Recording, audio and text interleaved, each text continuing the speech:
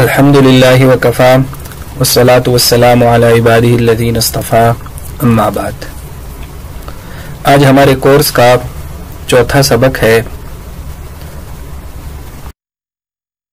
آج کے سبق کا عنوان ہے کہ جدید الحاد کے اسباب و محرکات۔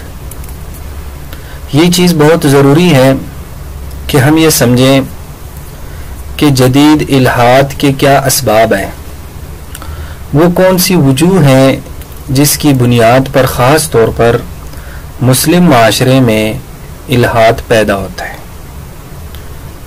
ہم نے یہاں دو لفظ استعمال کیے، ایک اسباب، دوسرا محرکات۔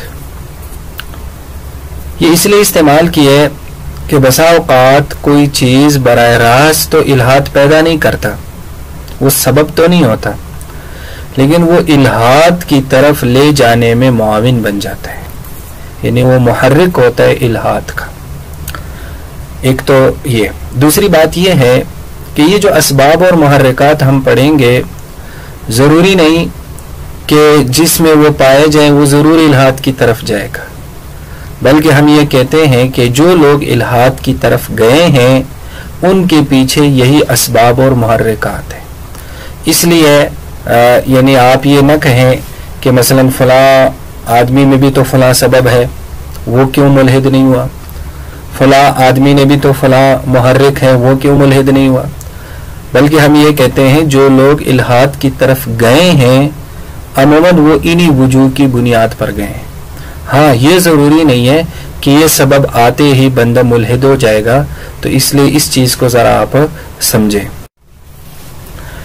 اسباب الحاد سے پہلے ایک بہت بنیادی بات سمجھنی ضروری ہے کہ الحاد کے جتنے بھی اسباب ہم کر لیں ان سب کے پیچھے دراصل ایک بہت بڑی وجہ ہوتی ہے، وہ انسان کی شریعت سے ناواقفیت۔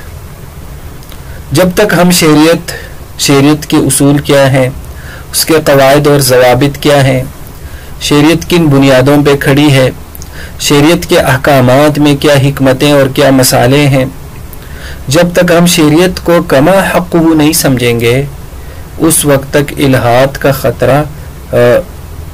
خطرہ رہے گا۔ تو اس لیے سب سے پہلے یہ ضروری ہے کہ ہم شریعت کا ایک مضبوط علم حاصل کریں۔ جب ہم شریعت کی ایک گہری سمجھ حاصل کریں گے تو سوال ہی پیدا نہیں ہوتا کہ اتنی حسین اور خوبصورت شریعت کے ہوتے ہوئے انسان الحاد کی طرف جائے۔ جب تک انسان اس شریعت کو مکمل نہیں سمجھتا تو پھر وہ دوسری چیزوں کی طرف جاتا ہے۔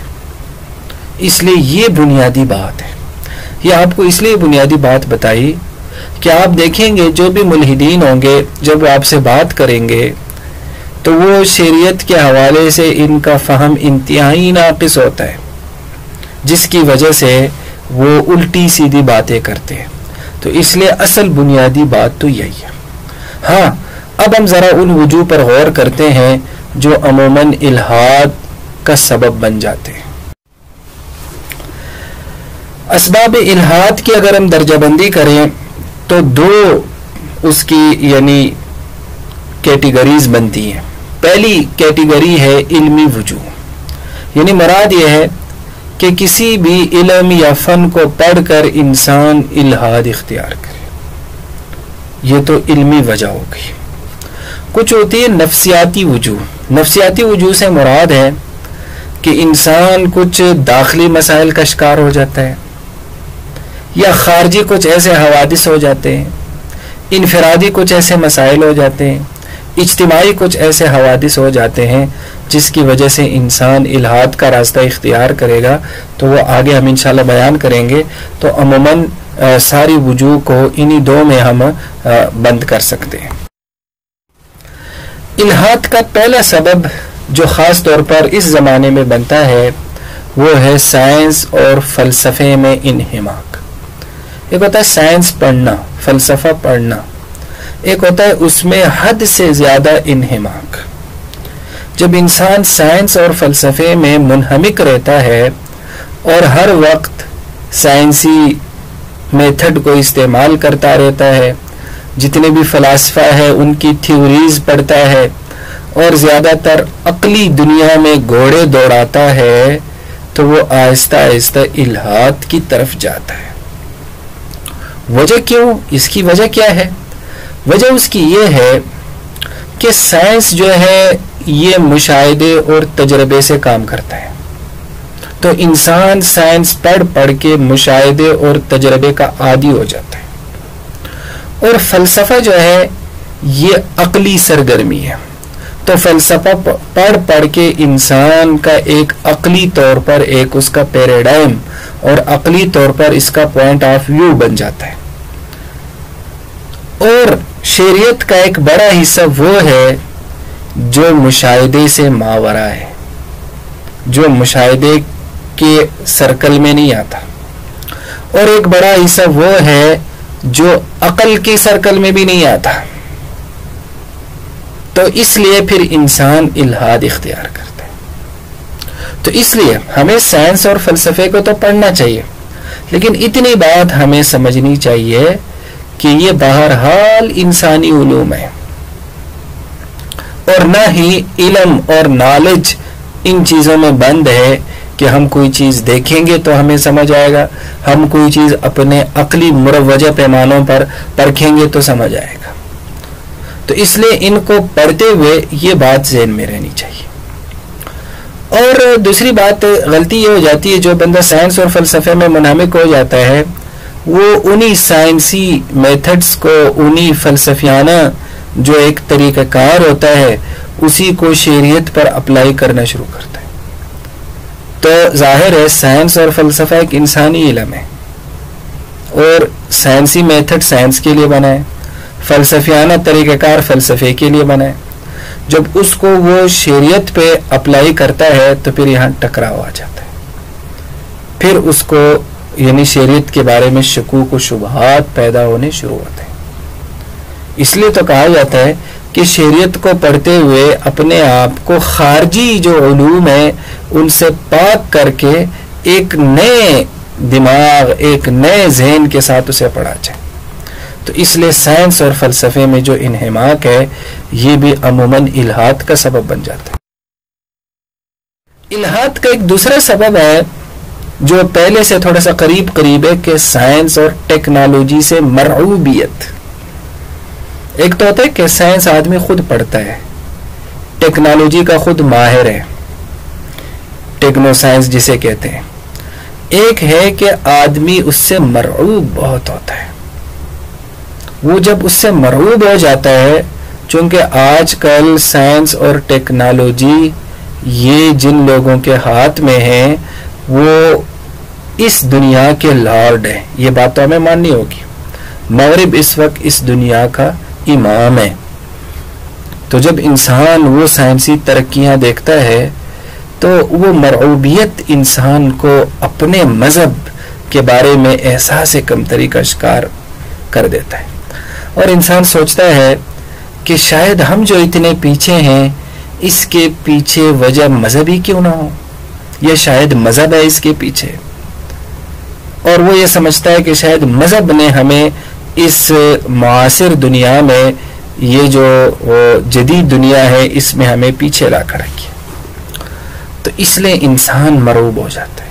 حالانکہ اگر سائنس اور ٹیکنالوجی کی اس زبردست ترقی کے پیچھے ہم یہ سوچیں کہ یہ انسانی عقل کا کمال ہے، تو جس ذات نے اس انسانی عقل کو بنایا ہوگا وہ کیسی ہوگی. تو انسان مرعوب بھی ہو جائے گا لیکن وہ الہاد کی طرف نہیں جائے گا. اور دوسرا ہم یہ سوچیں کہ مذہب جو ہے، مذہب جو ہمیں ترقی کا کنسپٹ دیتا ہے، جو کامیابی کا تصور دیتا ہے، وہ کیا اس موجودہ تصور والا ہے؟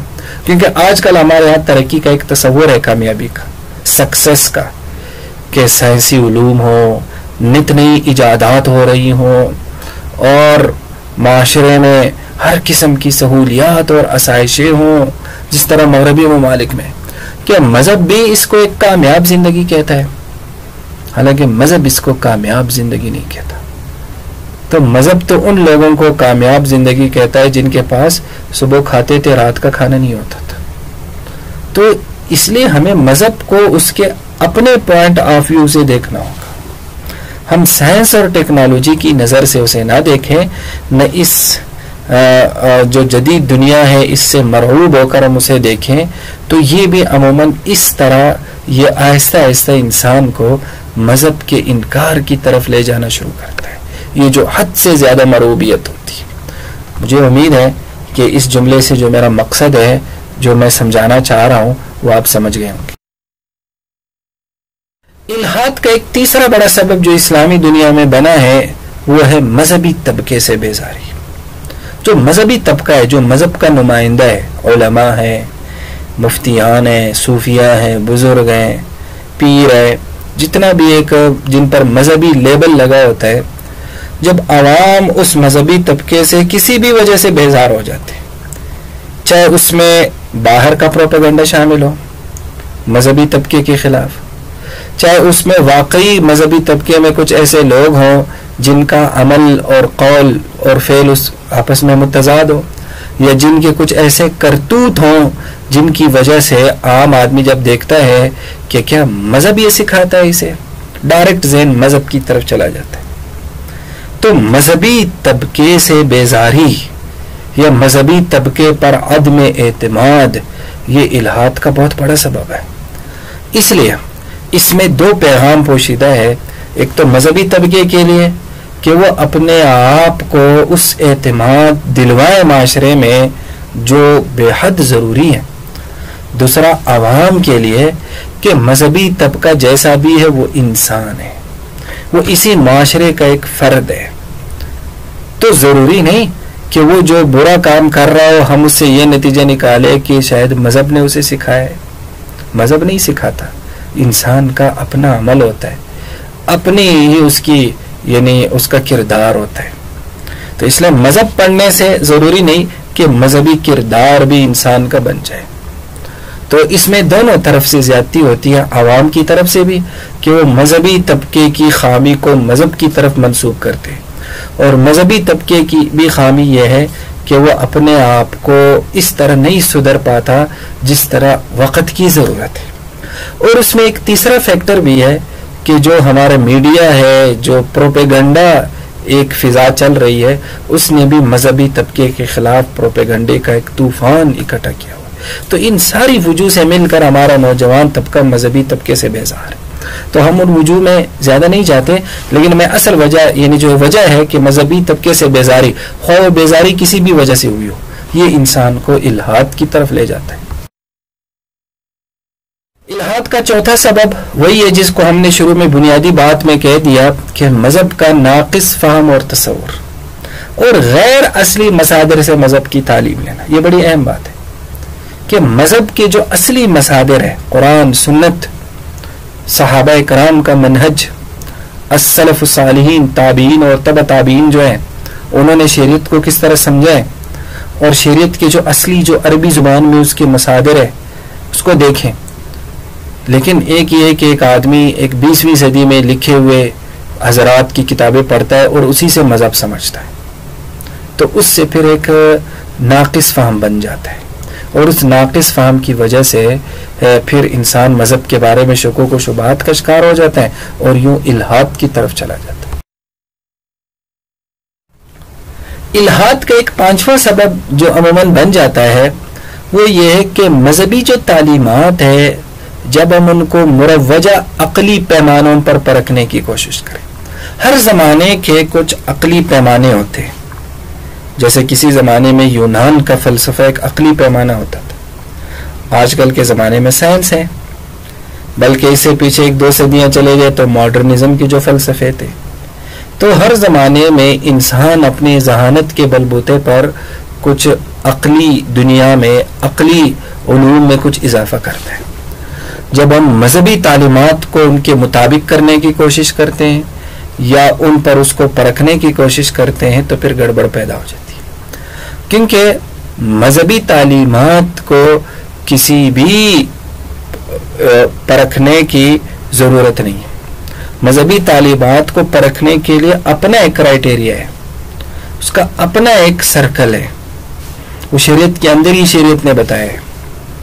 جب ہم اس کو خارج سے پرکھیں گے، جب ہم اس کو خارج کی چیزوں پر اس کو پرکھنے کی کوشش کرتے ہیں، تو اب آپ خود بتائیں، مثلا کانٹ ایک فلسفی ہے، وہ ایک ملحد اور منکر خدا فلسفی ہے، یا یوں سمجھ لے کہ وہ مذہب سے بیزار ہے کم از کم. اب وہ جو اس نے جو بھی فلسفہ کریٹ کیا ہے، اب وہ فلسفہ جیسا بھی ہوگا کم از کم مذہب سے آمانگ نہیں ہوگا، کہ اگر مذہب سے آمانگ ہوتا تو پھر وہ خود مذہب بیزار کیوں ہوتا. تو یہ کتنی یعنی غیر عقلی بات ہے کہ ہم اس آدمی کی بات جو مذہب بیزار ہے، اس نے جو ایک اصول بنایا ہے اس اصول پر مذہب کو پرکھتے ہیں. تو یہ ایک بالکل ایک یعنی اس کے لیے سخت لفظ اگر ہم کہیں کہ ایک بے وقوفانہ منہج ہے، جس کی وجہ سے پھر انسان خود نقصان کا شکار ہو جاتا ہے کہ وہ الحاد کی طرف چلا جاتا ہے.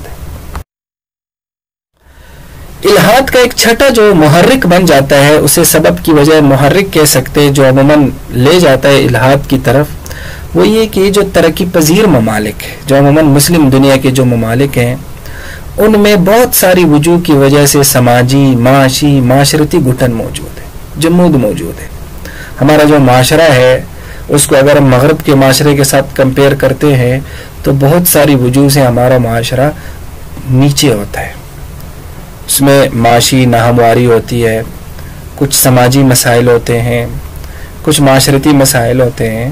میں نہیں کہتا کہ مغرب کا معاشرہ تو بڑا پاک صاف ستھرا ہے، لیکن کچھ چیزوں میں بہرحال مغربی معاشرہ ہم سے آگے ہے. جب انسان اس طرح اپنے معاشرے کو، پھر خاص طور پر مسلم دنیا کے معاشرے میں یہ چیزیں دیکھتا ہے تو انسان سوچتا ہے کہ یہ مسلمان ہیں، تو گویا کہ اسلام ہی ان کو یہی سکھاتا ہے. اگر اسلام اتنا ہی اچھا دین ہوتا تو اسلام کے پیروکاروں کا ملک اس طرح نہ ہوتا، اسلام کے پیروکاروں کا معاشرہ اس طرح نہ ہوتا. تو یوں اس طرح سے وہ آہستہ آہستہ مذہب بیزار ہونا شروع ہو جاتے ہیں، اور یوں یہ آہستہ آہستہ خدا کے انکار کی طرف لے جاتا ہے.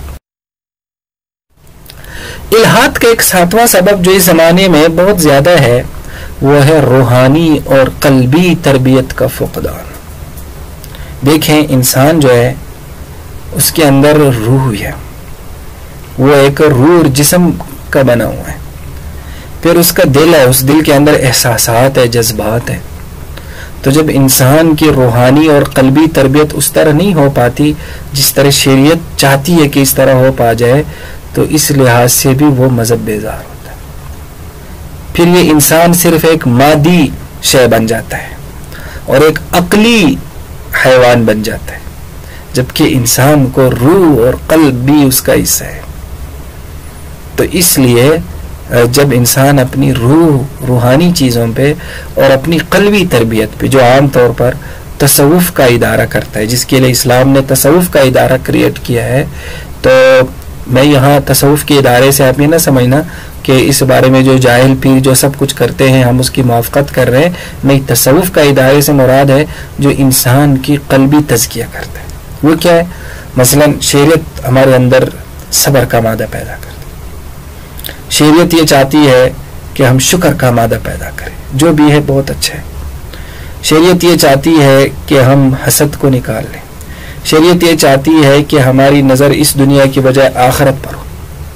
شریعت یہ چاہتی ہے کہ ہم اپنے جسم کی جس طرح ضرورت کا خیال رکھتے ہیں کھانے پینے کی حد تک، ہم اپنی روح کا خیال رکھیں عبادات کی حد تک. تو جب اگر ہم یہ ایک مسلمان جب عبادات میں انہماک اختیار کرتا ہے، وہ اپنے اس قلبی احساسات کو شریعت کی مطابق ڈالتا ہے، تو اس کو مذہب پہ پیار آتا ہے، وہ مذہب کے قریب ہوتا ہے، خدا کے قریب ہوتا ہے، وہ دور نہیں ہوتا. تو ایک وجہ یہ بھی ہے کہ ہماری نسلوں کی روحانی اور قلبی تربیت بالکل نہیں ہو پاتی. یہ ایک پھر الگ سوال ہے کہ کیوں نہیں ہو پاتا، کون نہیں کرتا، یہ پھر ایک الگ موضوع ہے. لیکن ہم صرف وہ ایک الحاد کی جو وجوہ بن رہی ہے اس وقت ہم یہ پڑھ رہے ہیں. اس کے بعد الحاد کا ایک 8واں جو محرک بن جاتا ہے وہ ہے انفرادی اور جو اجتماعی احوال ہے اس سے مایوسی طاری ہو جانا. انسان بسا اوقات کچھ انفرادی ایسے حوادث سہ لیتا ہے، ایسے سانحات سے دوچار ہو جاتا ہے کہ وہ زندگی سے مایوس ہو جاتا ہے.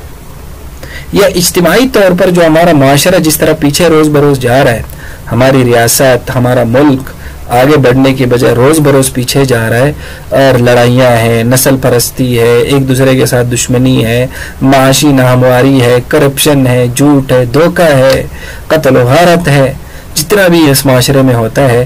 تو ان چیزوں کو جب بندہ دیکھتا ہے تو بندہ کہتا ہے کیا یہی حق کے پیروکار ہے؟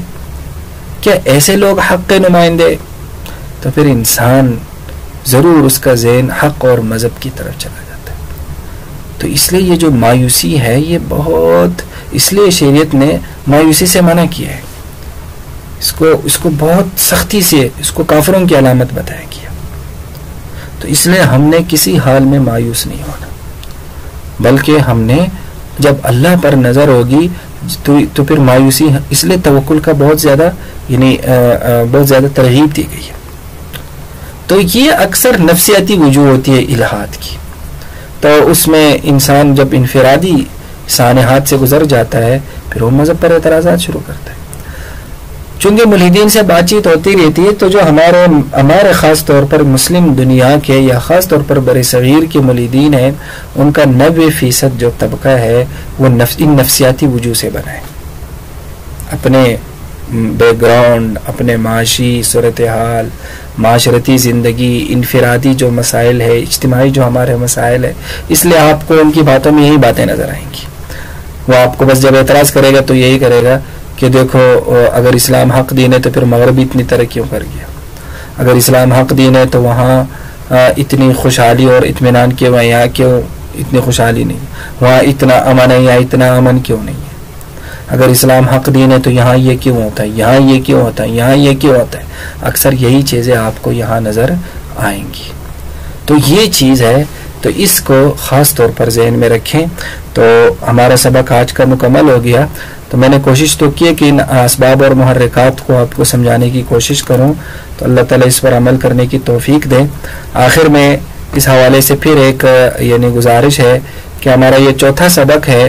تو ابھی بھی بہت سارے حضرات نے فیس جمع نہیں کروائی، تو اگر جمع کروا دیں تو اچھا ہے، بار بار کہنا ہمیں اچھا نہیں لگتا. ہاں جو حضرات تنخواہ دار طبقہ ہو تو وہ یقیناً یکم کے بعد جمع کروا دیں.